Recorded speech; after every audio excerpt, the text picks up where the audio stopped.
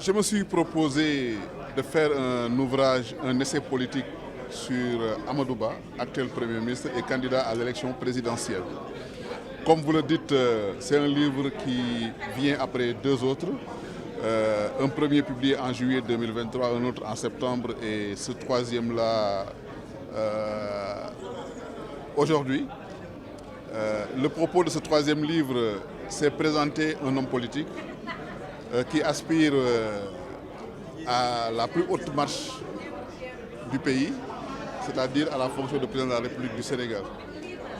J'ai essayé, à force de témoignages, à force d'anecdotes, à force de recherche et d'investigation, à retracer son parcours, son itinéraire de vie, de son enfance à Grand Dakar, de son cursus universitaire, de sa carrière de fonctionnaire et de sa carrière gouvernementale. J'ai essayé de retracer cela avec des faits précis, avec des anecdotes sourcées, vérifiées et avec des témoignages de proches, de collaborateurs, d'amis, d'enfance, d'amis de la vie, mais aussi d'adversaires politiques et aussi de compagnons. C'est un travail journalistique qui a été fait et qui est livré à au public pour mieux cerner la dimension de l'homme, mais aussi il y a un volet qui explique ou qui présente les ambitions que Amadou Ba, candidat à la présidence de la République, peut avoir dans la gestion des affaires de l'État et quelles sont ses contraintes et quelles sont ses ambitions pour le Sénégal. Et cela, c'est en condensé la teneur de ce livre. Pourquoi Amadou Ba? Amadou Ba, parce que c'est un candidat qui me semble être bien placé. C'est un candidat qui suscite de l'intérêt du public. C'est un candidat sur qui beaucoup de gens chercheraient à avoir des informations. J'ai la possibilité d'avoir ces infos et de les livrer pour avoir vécu des situations qui me permettent d'accéder à l'information. Mais aussi, j'ai pu accéder à des personnes qui le connaissent et qui ont vécu avec lui et qui ont travaillé avec lui et qui peuvent apporter des témoignages. Parce que écrire sur un candidat, ce n'est pas sur tous les candidats qu'on veut écrire. Il faut écrire sur un candidat qui peut susciter de l'intérêt du public. Il ne sert à rien d'écrire un livre que personne ne va lire. Mais je suis sûr, en tant que journaliste, en faisant un choix rédactionnel d'écrire sur Amadou Ba, je suis sûr de toucher un large public. Je crois que tout journaliste, quand il écrit, cherche à faire quelque chose qui intéresse le public. Je crois qu'il y a parmi les 268 candidats, peut-être quelques 250 qui n'intéresseraient pas grand monde. Donc c'est pour ça que j'ai choisi celui qui semble être celui qui intéresserait le plus grand monde. Le contexte ne pose pas problème, l'approche de la présidentielle?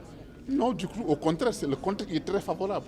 Parce que dans la pratique journalistique, la tradition journalistique, dans tous les pays au monde, à la veille d'échéances électorales aussi importantes, les journalistes font des publications sur les hommes politiques qui aspirent à diriger ce pays-là. Pourquoi ce qui est valable ailleurs ne doit pas l'être au Sénégal? Pourquoi devrions-nous l'interdire, nous journalistes, d'écrire sur les hommes politiques? Il suffit simplement que l'information ou l'écriture faite sur l'homme politique soit fondée, soit étayée par des éléments factuels.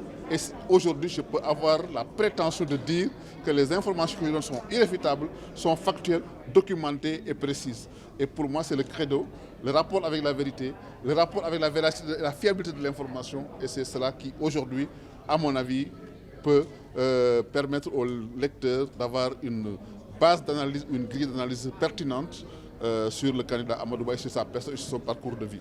Moi, je préfère laisser au lecteur se faire sa propre opinion. Je lui donne des cartes, des éléments d'information sur sa personnalité, sur son parcours de vie, sur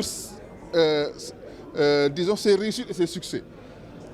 Maintenant, un lecteur peut être indulgent avec la personne, comme peut être moins indulgent avec la personne après avoir analysé les faits. Moi, je suis pour le libre arbitre.